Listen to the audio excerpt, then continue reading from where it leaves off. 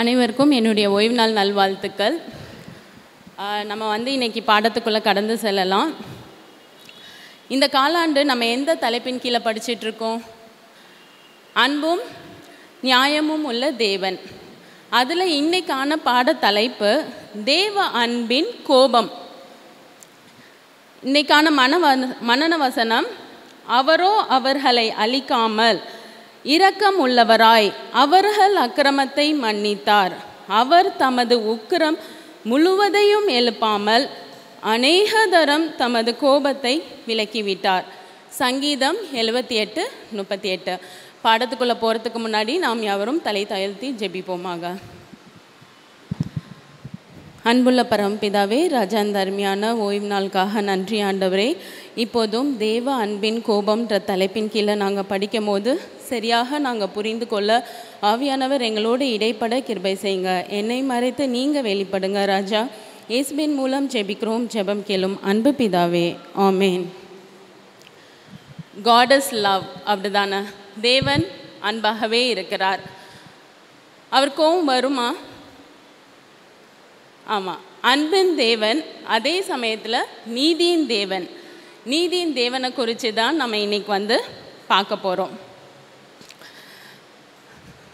நம்ம எல்லாருக்கும் கோபம் வருமா? நம்ம எதுக்கெல்லாம் கோபப்படுவோம்? நம்ம சொன்னது நடக்கலைன்னா, நம்ம நினச்சது நடக்கலைன்னா அப்போல்லாம் நமக்கு என்ன வருது? கோபம் வருது, அப்படி தானே? தேவன் எதுக்காக கோபப்படுறாரு?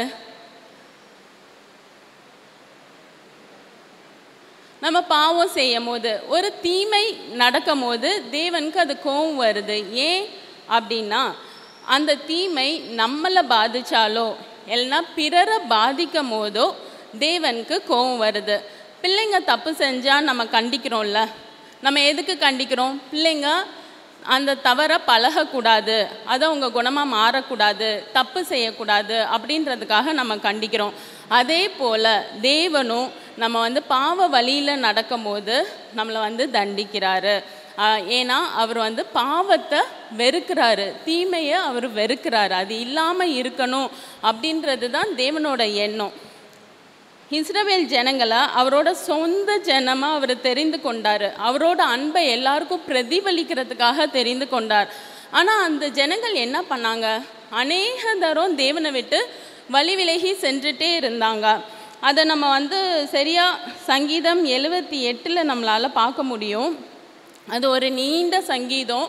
சங்கீதம் 119க்கு அப்புறம் இதுதான் இருக்கிறதுலே நீண்ட சங்கீதம் சொல்கிறாங்க.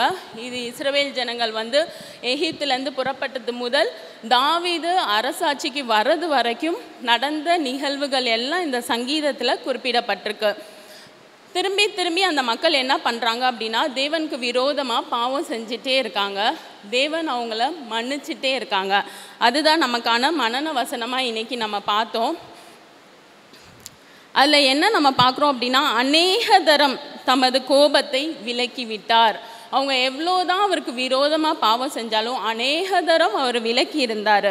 ஆனால் கடைசியில் என்ன நடந்துச்சு அப்படின்றத சங்கீதம் 56 நான் வாசிக்க விரும்புகிறேன். ஆனாலும் 57லேருந்து 62 வரைக்கும், தங்கள் பிதாக்களை போல வழி விலகி துரோகம் பண்ணி மோசம் போக்கும் வில்லை போல் துவண்டு தங்கள் மேடைகளினால் அவருக்கு கோபமூட்டி தங்கள் விக்கிரகங்களினால் எரிச்சல் உண்டாக்கினார்கள். தேவன் அதை கேட்டு உக்கிரமாகி இஸ்ரவேலை மிகவும் வெறுத்து தமது மனுஷருக்குள்ளே போட்ட கூடாரம் ஆகிய சீலாவில் உள்ள வாசஸ்தலத்தை விட்டு விலகி தமது பலத்தை சிறையிருப்புக்கும் தமது மகிமையை சத்ருவின் கைக்கும் ஒப்பு கொடுத்து தமது ஜனத்தை பட்டயத்துக்கு இரையாக்கி தமது சுதந்திரத்தின் மேல் கோபம் கொண்டார். நீங்கள் அந்த நான் வாசித்த கடைசி 2 வசனத்தை பார்த்தீங்கன்னா, அவர் எவ்வளோ அந்த ஜனங்களை நேசிச்சிருக்காருன்னு தெரியும். அவர் கோபமாக ஒரு வார்த்தை சொன்னாலும் அதுக்கு முன்னாடி அவர் என்ன வார்த்தை பயன்படுத்துகிறாரு பாருங்க. தமது பலத்தை, அவரோட பலன் யாரு? இஸ்ரவேல் ஜனங்கள். தமது மகிமையை, அவரோட மகிமை யாரு? இஸ்ரவேல் ஜனங்கள். தமது ஜனத்தை அவரோட சொந்த ஜனமாக தேர்ந்தெடுத்திருந்தார். தமது சுதந்திரத்தின் மேல், அவரோட சுதந்திரமே அந்த இஸ்ரவேல் ஜனங்கள் தான். அப்படி இருந்த ஜனங்கள் மேலே தேவன் கோபப்படுறாரு, விட்டு விலகுறாரு. அது காரணம் என்னன்னா, அவங்க திரும்பி திரும்பி பாவம் செய்யும் போது, விக்கிரகங்களை தொடர்ந்து வணங்கினும் போது, அவங்க அந்நிய தேவர்களுக்கு அவங்களோட குழந்தைகளை பலி செலுத்தினாங்க. இந்த மாதிரி தேவனுக்கு முன்பாக நிறைய அருவருப்பான காரியங்கள் செய்யும் போது தேவன் அவங்கள விட்டு விலகி அவங்கள எதிரியின் கைக்கு ஒப்பு கொடுக்குறாரு. அங்கே அவங்களுக்கு ஒரு நியாயம் தீர்ப்பை தேவன் நடப்பிக்கிறாரு. அப்புறம் தேவன் யூதாவை பிரித்தெடுக்கிறாரு. நம்ம தாவீதை கொண்டு அவங்க ஜனங்களை அரசாட்சி செய்கிறாரு. அதெல்லாம் நம்ம பார்க்குறோம்.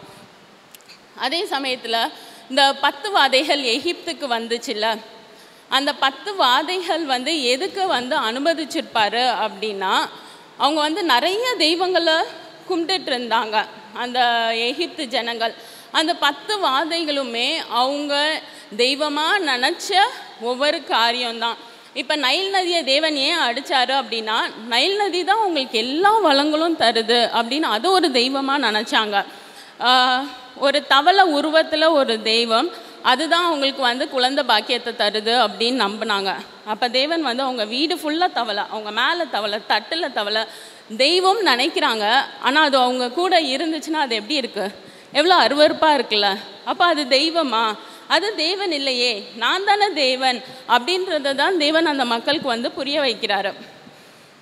அப்போ அது எல்லாமே என்னன்னா, தேவன் உண்டாக்கின ஒன்று, அவர் சொல்ல ஆகும், அவர் கட்டளையிட நிற்கும், அவ்வளோதான். ஆனால் தேவன் ஒருவர் தான், அது பிதாவாகிய தேவன் மாத்திரம்தான். அப்போ இந்த காரியத்தெல்லாம் செய்து பலத்த கரத்தை கொண்டு இஸ்ரவேலர்களை எகிப்துலேருந்து கூட்டிகிட்டு வராரு. கூட்டிகிட்டு வந்த உடனே அவங்க செஞ்ச காரியம் என்ன? ஒரு பொன் கண்குட்டியை செஞ்சு வணங்குனாங்க, அப்படி தானே? ஒரு பொன் கண்குட்டியை சிலையை செஞ்சு இதுதான் எங்களை எகிப்துலேருந்து கூட்டிகிட்டு வந்துச்சு அப்படின்னு சொல்லி வணங்குனாங்க. மோசே பிதாவோட தேவனோடு இருக்கும் போது அவங்க கீழே என்ன பண்ணிகிட்டு இருந்தாங்க, ஆரோனும் ஜனங்களும் ஒரு பொன் கண்குட்டியை செஞ்சு அதை வணங்கி கொண்டாடிட்டு குடிச்சு அப்படி இருந்தாங்கல்ல. அதை பார்த்தோன்னே தேவனோட கோபம் அவங்க மேலே வருது. ஆனாலும் தேவன் உடனே தண்டிக்கல, அவங்களுக்கு சமயம் கொடுக்குறாரு திருந்துறதுக்கு.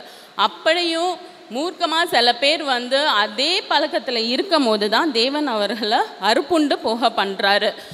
தேவன் அவர் ஒருவர் தான் தேவன், சிலை வழிபாடு இருக்கக்கூடாதுன்னு சொல்லும் போது அவரோட சொந்த ஜனம் அதை செஞ்சிச்சு அப்படின்னா மற்றவங்களுக்கு எப்படி சாட்சியாக இருக்க முடியும்? அதனால தேவன் அநேக ரட்சிக்கப்படுறதுக்காக சிலரை தண்டிக்க வேண்டியது அவசியமாக இருக்குது. இஸ்ரவேல் ஜனங்கள் சிலை வழிபாடு பண்ணக்கூடாது அப்படின்னு அவங்களோட அண்டை அயலார்கள்கிட்ட போய் சொல்லும் போது அவங்க கேட்பாங்கள்ல, ஓரேபில் நீங்கள் ஒரு பொன் கண்குட்டியை வணங்குனீங்கள, கேட்பாங்கல்ல. நம்ம கேட்போம் தானே, நம்ம யாராவது சொன்னதை செய்யலைன்னா நீ மட்டும் அப்படி சொன்னல அப்படி கேட்போம்ல, அந்த மாதிரி ஜனங்கள் கேட்பாங்கல்ல. அப்போ தேவன் இதெல்லாம் பார்க்க மாட்டார் அப்படின்ற மாதிரி ஏதாவது பாவம் இருக்கா? இல்லை, நியாயமுள்ள தேவன், அவர் நீதியை நடப்பிக்கிற தேவன்.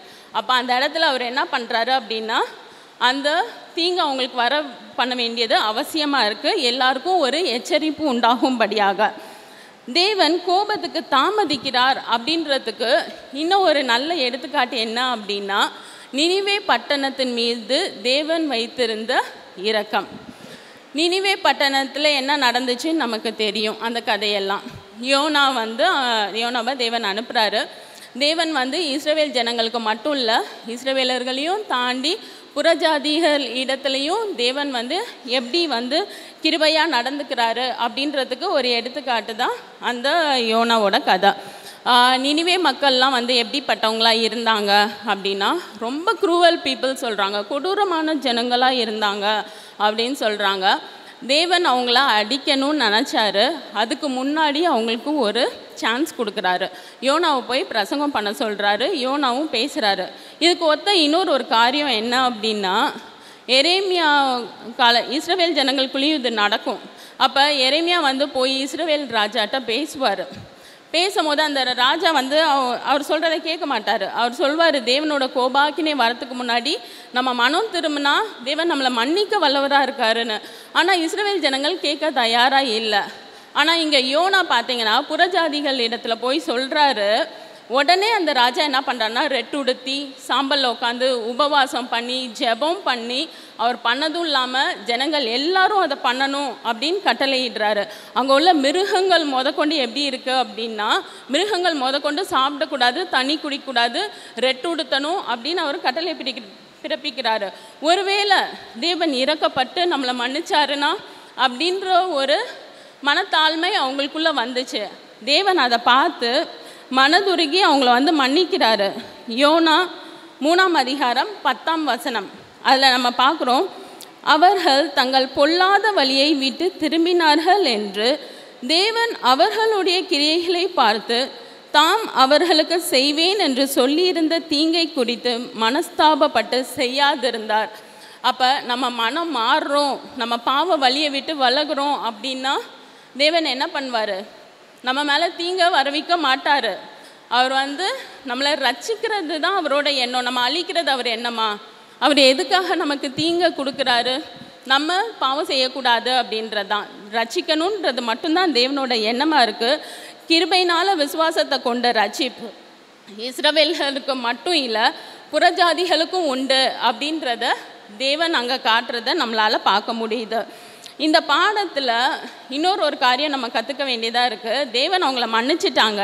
யோனாக்கு எப்படி இருந்துச்சு? யோனாக்கு பயங்கர கோபம். தேவன் வந்து மன்னிச்சிட்டாரு அப்படின்றது அவருக்கு பயங்கர கோபமாக இருக்குது, எரிச்சலாக இருக்குது அவருக்கு. ஏன் அப்படி இருந்துச்சு அப்படின்னா, அந்த அசிரியர்கள், நினிவே பட்டணம் எங்கே இருந்துச்சுன்னா அசிரியாவில் இருந்துச்சு. அசிரியர்கள் வந்து இஸ்ரவேலருக்கு விரோதமாக இருந்தாங்க. அவங்கெல்லாமே வந்து இஸ்ரவேலர்களை ஒடுக்குனாங்க. அப்போ யோனாக்கு என்ன எண்ணம் இருந்துச்சு அப்படின்னா, அவங்க அழியட்டும், தேவன் அவங்கள அழிக்கட்டும், அவங்க சாகட்டும் அப்படின்றது தான் யோனாவோட எண்ணமாக இருந்துச்சு. ஆனால் இங்கேருந்து நம்ம ஒரு பாடத்தை கற்றுக்கணும். யோனா வந்து தேவன் கட்டளை கொடுத்தார்ல நினிவே பட்டணத்துக்கு போனால், அவர் எங்கே போனார்?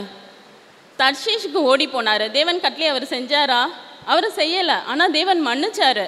மீன் வயிற்றுல 3 நாள் இருந்தார். அதுக்கான நன்றியின் ஜெபத்தை தான் யோனா 2ஆவது அதிகாரம் ஃபுல்லாகவே இருக்கும். அவர் நன்றியின் ஜெபத்தை ஏறெடுத்திருப்பார். அதை மறந்துட்டாரே. அவர் ஒரு பாவம் செய்கிறாரு, அதை தேவன் மன்னிக்கிறாரு, கிருபை கிடைக்குது, அதை மறந்துட்டு நினிவே மக்கள் பாவம் செஞ்சுட்டாங்க, அவங்கள நீங்கள் அழிக்காமல் விட்டுட்டீங்களே அப்படின்ற ஒரு கோவம் தான் அவருக்கு வருது. இது நம்ம எல்லாத்துக்கும் ஒரு பாடம். நம்ம கிருபை பெற்றிருக்கும் போது அதே கிருபை நம்ம மற்றவங்களுக்கும் காட்ட வேண்டியது அவசியமாக இருக்குது. இன்னொன்று இங்கே நம்ம என்ன பார்க்குறோன்னா, தேவனுடைய நீடிய பொறுமை. யோனா வந்து சொல்வார், நீடிய பொறுமை, மிகுந்த சாந்த குணமான நீடிய சாந்தம், கிருபையும் உள்ளவராக இருக்கார் அப்படின்றத யோனா வந்து சொல்லியிருப்பார். தேவன் வந்து அழிக்கணும்னு நினைக்கல, ரட்சிக்கணும் அப்படின்றதுக்காக நீடிய பொறுமையோட இரக்கத்தோட செயல்படுறத நம்மளால் பார்க்க முடியுது. கோபங்கள் வந்து நிறையா இருக்குது. ஆனால் நீதியான கோபம் அப்படின்னு ஒன்று இருக்குது. அது என்னது? அன்பினால் வர ஒரு கோபம். எங்கள் பாப்பா வந்து சின்ன வயசில் இருக்கும் போது பார்க்கில் விளாண்டுட்ருக்கா, சறுக்கில். அப்போ கலர் பந்துகள்லாம் இருக்குது. பெரிய பசங்க வந்து அவளை பிடிச்சி தள்ளி விட்டு பந்து அவள் மேலே தூக்கி தூக்கி எறியும் போது அதை பார்க்குற தாய் எனக்கு எப்படி இருந்துச்சுன்னா கோவம் வருது, எப்படியே இப்படி பண்ணுறாங்களே அப்படின்னு. அப்போ ரொம்ப நம்ம அன்பு வைக்கிற ஒருத்தவங்களை ஒரு கஷ்டம் வரும்போது நமக்கு எப்படி இருக்குது? கோவம் வருதில்ல. இயேசு கிறிஸ்து இந்த உலகத்தில் இருக்கும் போது கோவப்பட்டாரா? எப்பெல்லாம் கோவம் வந்துச்சு? தேவாலயத்தை அவர் சுத்திகரிச்சார்ல, அப்போ அவருக்கு கோவம் வந்தது. அங்கே என்ன நடந்துச்சு? 2 தடவை சுத்திகரிக்கிறாரு. ஒன்று வந்து அவரோட ஊழியத்தின் ஆரம்பத்தில், அது இந்த பாடத்தில் யோவான்லேருந்து கொடுத்துருக்காங்க. அதே மாதிரி ஊழியம் முடிவில் ஒரு தடவை சுத்திகரிக்கிறாரு. அது இந்த பாடத்தில் மத்தேயுவில் உள்ளதில் கொடுத்துருக்காங்க. இப்போ என்ன ஆகுது ஆலயத்தில் அப்படின்னா, ஒரு இடம் இருக்குது. அந்த இடத்துல வந்து தேவன் புறஜாதிகள் வந்து ஜெபம் பண்ணுறதுக்காக அந்த இடத்த வச்சுருந்தார். அவங்க வந்து ஜெபம் பண்ணோம், அவங்க மன வேதனையாக இருக்கும் போது அங்கே வந்திருக்கும் போது அவங்களுக்கு மன சமாதானம் கிடைக்கும். தேவன் வந்து கிருபை காட்டணும், பாவிகளை மன்னிக்கிறதுக்கான ஒரு இடம் தான் என்னது? ஆலயமாக இருந்துச்சு. அதில் ஒரு பகுதி வந்து புறஜாதிகள் இருக்கிறதுக்கான ஒரு பகுதி இருந்துச்சு. அந்த இடத்துல என்ன பண்ணுறாங்க அப்படின்னா, மேடெல்லாம் போட்டு அங்கே வந்து காசு வந்து மாற்றுறாங்க. ஏன்னா இப்போ கிரேக்க தேசத்துலேருந்து வருவாங்க, ரோம காசில் தானே அவங்க வாங்கணும் பொருட்களை. அப்போ அங்கே வந்து காசை மாற்ற வேண்டியது இருக்குது. அதே மாதிரி தூரத்துலேருந்தே பிரயாணப்பட்டு வரும்போது அவங்க பலி செலுத்துறதுக்கு அங்கேயே எல்லாத்தையும் வாங்கி பலி செலுத்தலாம் அப்படின்ட்டு வராங்க. அப்போ என்ன ஆகுது, கூட விலை வச்சு விற்கிறாங்க. அங்கே வந்து திக்கற்ற பிள்ளைங்க விதவைகள்லாம் வரும்போது இவங்க என்ன பண்ணுறாங்கன்னா கூட விலை அவங்ககிட்ட வந்து அதிக பணம் வந்து வசூலிக்க பார்க்குறாங்க, வரி வசூலிக்க பார்க்குறாங்க. இதெல்லாம் எங்கே நடக்குது, ஆலயத்தில். ஒரு மன நிம்மதியை தேடி பாவ மன்னிப்பை தேடி வர இடத்துல கஜன்னு ஒரு மார்க்கெட் மாதிரி வந்து விற்கிறது, பணம் வாங்குறது, ஒரு ஒடுக்கிறது, எளியவர்களை ஒடுக்கிறது, இதெல்லாம் பார்த்துட்டு தேவன் வரும்போது இதெல்லாம் பார்க்கும்போது அந்த காட்சி எப்படி இருக்கும், தேவாலயத்தில் எப்படி நடக்கும் போது அவர் ரொம்ப கோவப்பட்டு எல்லாத்தையும் தூக்கி எறிகிறாரு, காசெல்லாம் எறிகிறாரு, புறாவெல்லாம் பறக்க விடுறாரு. அவர் என்ன சொல்கிறாரு, இந்த வீடு என்னுடைய ஜெப வீடு, இதை கல்லர் குகையாக்குறீங்க அப்படின்னு சொல்கிறாரு. ஏன்னா எளியவர்களை ஒடுக்கப்படுறது தேவன் விருப்பப்படலை. பாவிகள் மன்னிப்பு கேட்க வர இடத்துல கஜன் மார்க்கெட் பிளேஸ் மாதிரி இருக்கிறத தேவன் விருப்பப்படலை. அது தேவனுடைய ஆலயமாக இருக்குது. அப்படின்றனால தேவன் என்ன பண்ணுறாரு, அந்த இடத்துல கோபத்தை வெளிப்படுத்துகிறாரு. இன்னொரு சம்பவம் இந்த பாடத்தில் கொடுத்துருக்கு. மார்க் 10:13-14 சின்ன பிள்ளைங்களை என்ன பண்ணுறாங்க அப்படின்னா தேவன் வந்து தொடுறதுக்காக அவங்க தாய்மார்கள் இயேசு கிறிஸ்துவிட்ட கூட்டு வராங்க. அந்த காலத்தில் அது வழக்கமாக இருக்கும். அவங்க பிள்ளைங்க வந்து ரபிமார்கள்ட்ட ஆசீர்வாதம் பெறுறது இப்போயும் நம்ம பண்ணுறோம்ல. நம்ம பிள்ளைங்களை வந்து போய் பாஸ்டர்ஸ்ட பிளஸிங் வாங்குறது எல்லாமே இப்போயும் இருக்குதான். அப்போ அந்த காலத்தில் இயேசு கிறிஸ்து வந்து வல்லமையாக ஊழியம் செய்கிறாரு, நோய்களை குணப்படுத்துகிறாரு.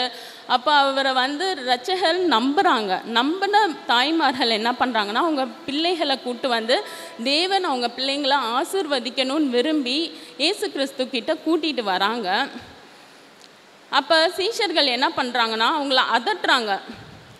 ஏன் சீஷர்கள் ஒருவேளை என்ன நினச்சிருப்பாங்க, தேவன் ரொம்ப பிஸியாக இருக்கார்ல, அவர் தலை சாய்க்க ஒரு இடம் இல்லை, அவருக்கு ரெஸ்ட் எடுக்க ஒரு இடம் இல்லை, அடுத்தடுத்து நோய்களை குணமாக்க மக்கள் வந்துட்டே இருக்காங்க, அவர் தொடர்ந்து மக்களுக்கு வந்து பிரசங்கம் பண்ணிகிட்டே இருக்காரு, அவருக்கு ரெஸ்ட் இல்லை, இந்த சின்ன பிள்ளைங்க இப்போ வந்து அவங்க வந்து தொடணுமா அப்படின்ற மாதிரி ஒருவேளை எண்ணம் தோன்றி இருக்கலாம் டிசைபிள்ஸ்க்கு. அதனால் அவங்க என்ன பண்ணுறாங்க, அதட்டுறாங்க. அப்போ தேவன் வந்து அங்கே வசனம் என்ன சொல்லுதுன்னா விசனப்பட்டு அப்படின்னு. விசனப்பட்டு அப்படின்றத ஆங்கிலத்தில் என்ன கொடுத்துருக்காங்கன்னா டிஸ்பிளீஸ்ட், கிரேட்லி அஃப்ளிக்டட், பெரிதும் பாதிக்கப்பட்டார் அப்படின்னு.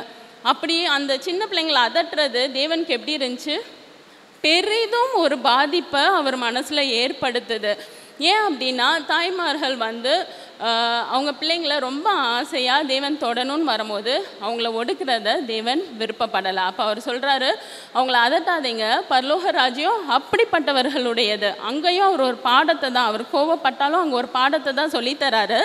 பரலோக ராஜ்யம் அப்படிப்பட்டவர்களுடைய, நீங்கள் திரும்பி குழந்தைங்களை போல் மாறலை அப்படின்னா பரலோக ராஜ்யத்தில் பிரவேசிக்க முடியாது அப்படின்றத தேவன் அங்கே வந்து கற்றுக் கொடுக்குறாருன்றதை நம்ம பார்க்க முடியுது.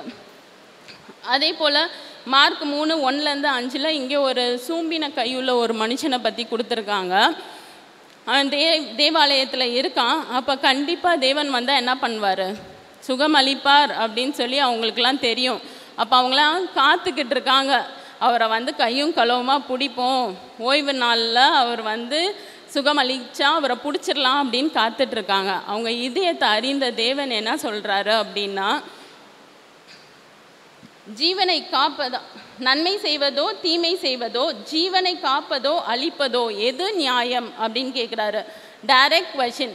செய்யலாம் வைக்கலாம்லாம் இல்லை, நன்மை செய்கிறதா தீமை செய்கிறதா எது நியாயம்? இப்போ ஒருத்தன் சூம்பின கையுள்ள மனுஷன் அவ்வளோ கஷ்டப்பட்டுட்டு இருக்கான், அவனை நான் தொட்டு சுகமாக்குனா அவன் வந்து விடுதலை ஆக்கப்படுவான், உங்களை போல் அவனும் இருப்பான்ல, அப்போ அது நன்மை தானே, அது ஓய்வு நாளில் செய்யலாம்ல அப்படின்னு அவர் கேட்கும் போது ரபிமார்கள்லாம் அமைதியாக இருக்காங்க, ரொம்ப ஸ்டபனாக இருக்காங்க. ஏன் அப்படின்னா அது அவங்க போட்ட கட்டளை.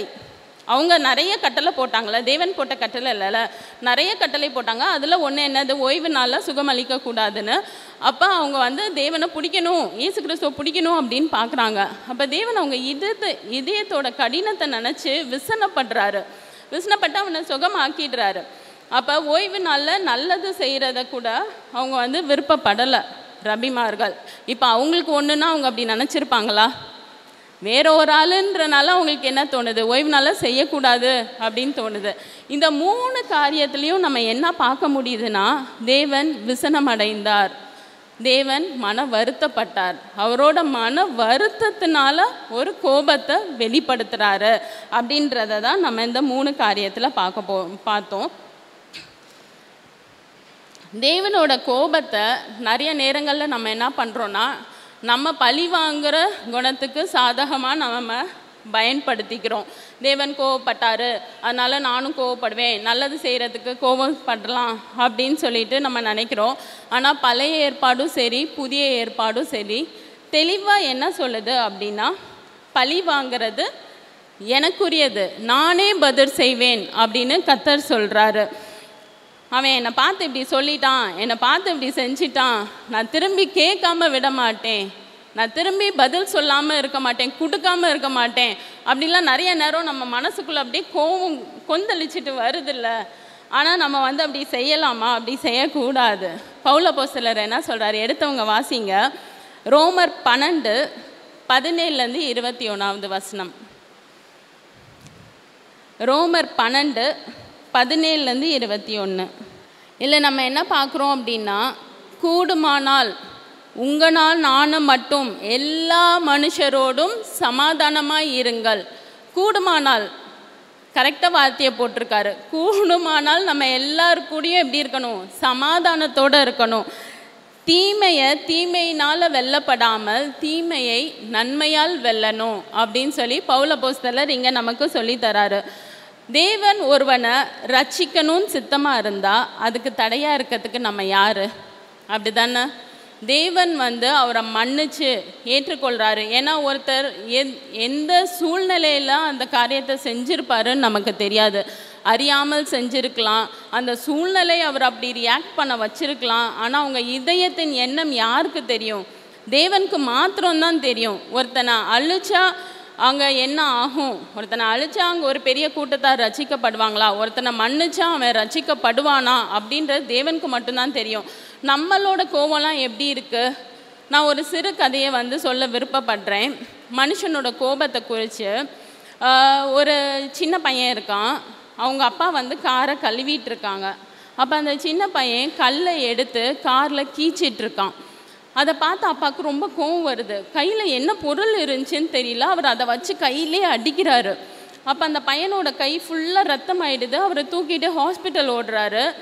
டாக்டர் பார்த்துட்டு சொல்கிறாரு, முக்கியமான நரம்பு கட் ஆகிடுச்சு, இந்த விரலை சேர்க்க முடியாது, இதை எடுத்து தான் ஆகணும் அப்படின்னு சொல்லிடுறாங்க. அப்போ அந்த விரலை எடுத்துடுறாங்க. பையன் ஆப்ரேஷன் தியேட்டர்லேருந்து வரான். அப்பாவை பார்த்து கேட்குறான், அப்பா இந்த விரல் எப்போ வளரும் அப்படின்னு. அதை கேட்ட உடனே ஒரு தகப்பன் அப்படியே மனசு உடஞ்சி அழுதுட்டு போய் அந்த காரை எத்தி எத்தி அழுவுறாரு. அந்த காரில் அவன் எழுதியிருக்கான், ஐ லவ் யூ டேட், அப்பா நான் உங்களை நேசிக்கிறேன் அப்படின்றத தான் அவன் அங்கே எழுதியிருந்தான். மனுஷனோட கோபம் இப்படி தான் இருக்குது. கருக்குள்ள பட்டயம் போல் அது நம்மளையும் அழிக்கும், நம்ம எதிர உள்ளவங்களையும் அழிக்கும். அது ரொம்ப மூடத்தனமாக இருக்கும், ரொம்ப தன்னலமானதாக இருக்கும். என்ன முடிவு அப்படின்னு நமக்கு தெரியாத ஒன்றா இருக்கும். அது திரும்பி சரி செய்யக்கூடாத ஒரு காரியமாக இருக்கும். அதனால் மனுஷனோட கோபம் தேவனுடைய நீதியை பிறப்பிக்க மாட்டாது. தேவன் அவரோட கோபம் ஒரு மனுஷனை ரட்சிக்கிறதுக்காக மட்டும்தான் இருக்கும். மனுஷனோட கோபம் பழி வாங்கிறதுக்காக இருக்கும். அதனால் நம்ம கூடுமான மட்டும் எல்லாரோடையும் சமாதானத்தோடையும் அன்பாகவும் இருக்கணும்.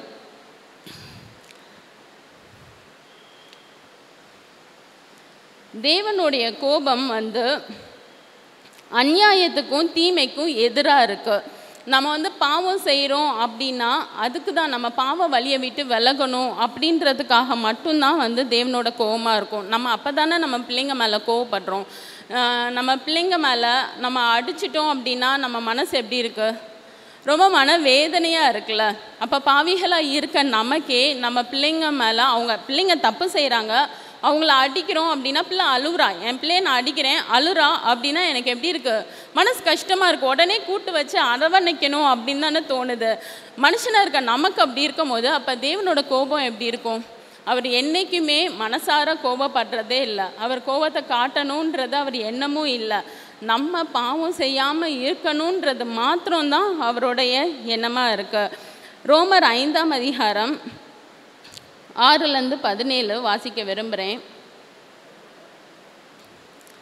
மேலும் நமக்கு அருளப்பட்ட பரிசுத்த ஆவியினால் தேவ அன்பு நம்முடைய இருதயங்கள் ஊற்றப்பட்டிருக்கபடியால் அந்த நம்பிக்கை நம்மை வெட்கப்படுத்தாது. அன்றையும் நாம் பலனற்றவர்களாய் இருக்கும்போதே குறித்த காலத்தில் கிறிஸ்து அக்கிரமக்காரருக்காக மரித்தார்.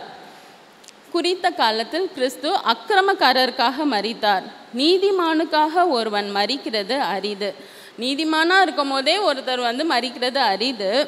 நல்லவனாக இருக்கும்போது ஒருவேளை ஒருவன் மரிக்க துணிவான். நாம் பாவிகளாய் இருக்கையில் கிறிஸ்து நமக்காக மரித்ததினால் தேவன் நம்மேல் வைத்த தமது அன்பை விளங்க பண்ணினார். இப்படி நாம் அவருடைய இரத்தத்தினாலே நீதிமான்கள் ஆக்கப்பட்டிருக்க கோபாக்கினைக்கு நீங்களாக அவராலே நாம் ரட்சிக்கப்படுவது அதிக நிச்சயமாமே. கோபாக்கினை வரும். நம்ம பாவம் செய்ததுனால கோபாக்கினை நம்ம மேலே கண்டிப்பாக வரும். ஆனால் தேவன் நமக்காக மரித்ததுனால அந்த கோபாக்கினை அவர் மேலே விழ பண்ணினார். அவர் அதை சிலுவையில் சுமந்தார் நமக்காக. அப்போ தேவனுடைய கோபாக்கினை நம்மேல் வராமல் இயேசு கிறிஸ்து அதை சுமந்ததுனால இயேசு கிறிஸ்து மூலியமாக நம்ம ரட்சிக்கப்பட்டிருக்கோம். அவர் தான் நமக்கு ஒரே வழி, நானே வழி அப்படின்னு அவர் சொல்லியிருக்காரு. இயேசு கிறிஸ்து மட்டும்தான் நம்மளோட வழி. நம்மேல வர வேண்டிய கோபாக்கினை அவர் சுமந்து கொண்டார். தேவன் தீமையை வெறுக்கிறாரு. கோபம் அவருடைய குணம் இல்லை. தீமை இல்லாமல் இருக்கணும், பாவம் இல்லாமல் இருக்கணும் இந்த உலகம் அப்படின்றது மாத்திரம்தான் அவரோட எண்ணமே தவிர நம்மளெல்லாம் தண்டிக்கணும், வேதனைப்படுத்தணும் அப்படின்றது அவர் எண்ணம் இல்லை. இந்த தீமையை அகற்ற தேவன் விருப்பப்படுறாரு. நியாயத்தை நிலைநாட்டணும்னு நினைக்கிறாரு. அதுவுமே அவர் மனப்பூர்வமாக யாருக்குமே வேதனை கொடுக்கறதில்ல. தீமை அழியும் போது அவருடைய கோபமும் அழிய போகுது. ஒரு நாள் வரும், அந்த கடைசி நாட்களில் இந்த உலகம் தீமை இல்லாமல் இருக்கும், பாவம் இல்லாமல் இருக்கும். அன்பு, சந்தோஷம், மகிழ்ச்சி, நியாயம் மட்டுமே இந்த உலகத்தில் காணப்பட போகுது. அந்த நாள் வெகு சீக்கிரமாக வரப்போகுது. அந்த நாளுக்காக நம்ம எதிர்நோக்கி காத்திருப்போம். ஆமேன்.